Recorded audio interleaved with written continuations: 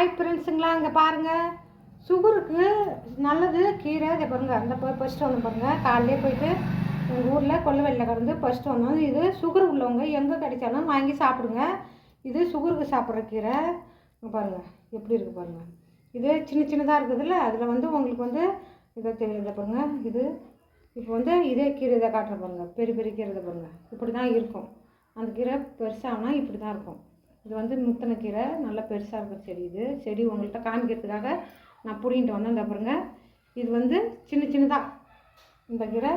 இது எப்படி கடையிறதுன்னு பாருங்கள். இது சுகருக்கு சாப்பிட்றது உடம்புக்கு நல்லது. சுகர் உள்ளவங்க எங்கே கிடைச்சாலும் வாங்கி சாப்பிடுங்க, இது உடம்புக்கு நல்லது. இது எப்படின்னு பாருங்கள். புளி, தக்காளி, பூண்டு, புளி வச்சுக்கிறேன். எல்லாத்தையும் போட்டு முன்னாடி போட்ட வீடியோ மாதிரி தான் இது, ஆனால் இது சுகருக்கு சாப்பிட்றது. இதை போட்டு வேக வைக்க போகிறோம். ஒன்றில் வச்சு பற்ற வச்சுக்கலாம். பாருங்கள், பற்ற வச்சு ஒரு தட்டு போட்டு ஐஸ் மூடி போடுங்க. ஐஸ் ஸ்பீடில் வைங்க. அடுப்பு நல்லா ஏறிட்டோம். ஒரு 10 நிமிஷம் வேக வைங்க கீரையை.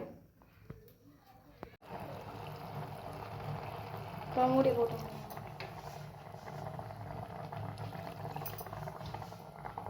நல்லா வெந்துருச்சுங்க. இங்கே பாருங்கள், நல்லா வெந்து வச்சுக்கு பாருங்கள். நல்லா பஞ்சு மாரி வெந்துருக்கு பாருங்கள். இப்போ எப்படி தாளிக்கிறதுன்னு பார்க்கலாம். பாருங்கள், நல்லா தண்ணி வடிகட்டிக்குங்க. கட்டிட்டு கடைய ஆரம்பிச்சிட்டோம். பாருங்கள், இது மாதிரி நல்லா கடைஞ்சி எடுத்துக்கலாம். சரி,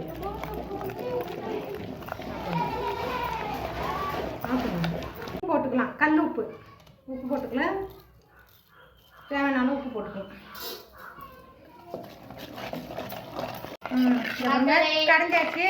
வடிகட்டின தண்ணி எடுத்து திட்டமாக நீங்கள் ஊற்றி தேவையானாலும் ஊற்றியே கிண்டிக்கலாம். இந்த அளவுக்கு பாருங்கள் எப்படி இருக்குது பாருங்கள். சாப்பிட்றதுக்கு செம்மையாக இருக்கும். இப்போ ஒரு தாளிப்பு போட்டுக்கலாம். குண்டான வச்சு அடுப்பு பற்ற வச்சுக்கலாம்.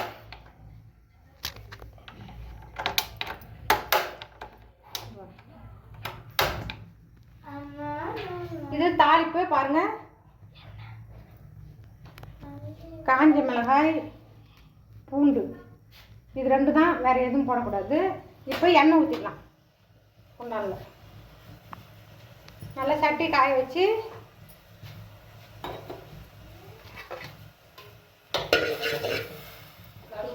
எண்ணெய் ஊற்றிக்கலாம்.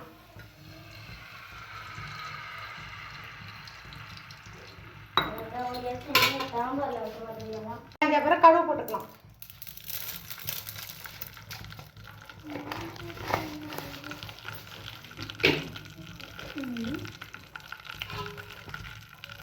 இந்த அளவுக்கு நல்லா கடுகு பொறி விட்டுட்டு காஞ்ச மிளகாய் போட்டுக்கலாம். அடுத்தால பூண்டு போட்டுக்கலாம். நல்லா கிண்டி விட்டுக்கலாம். அளவுக்கு நல்லா வதங்கி வந்தோடனே தாளிக்கலாம்.